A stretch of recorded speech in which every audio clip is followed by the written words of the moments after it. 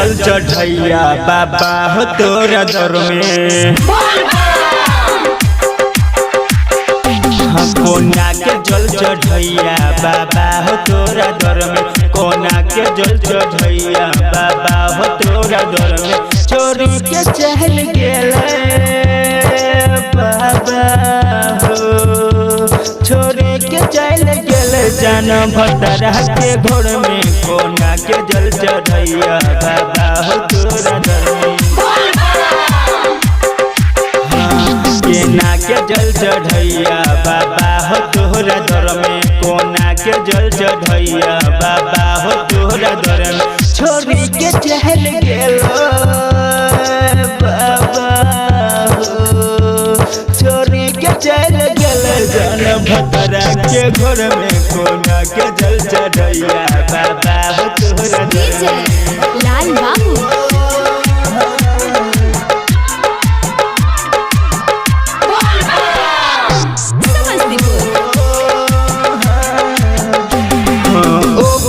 बिना न हमरा लागे बाबा मन हो बाबा कैलाश ओकरा बिना न लागे बाबा हमरा मन हो। नहीं मन दिल हमर खोज सुबह शाम हो। छोरी के चहल गेल भतरा के शहर में। कोना के जल चढ़ैया बाबा हो तोरा दर में। छोरी के चहल गेलो बाबा हो, छोरी के चल गेलै भतरा के छोरी शहर में। कोना के जल चढ़ैया बाबा हो तोरा दर में। लाल बाबू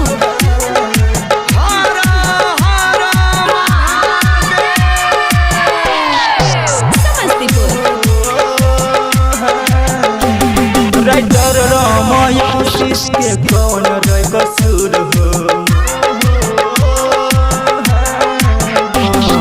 चांदू यमिका के कौन रे कसूर हो। ओकरा से काहे कैलो जान के तू दूर हो। छोरी के चहल गेल जन अपना घर में। कोना के जल चढ़ैया बाबा हो तोरा दर में। कोना के जल चढ़ैया बाबा हो तोरा दर में। छोरी के चहल गेल हो, छोरी के चहल गेल जन भतरा के घर में। कोना के जल चढ़ैया।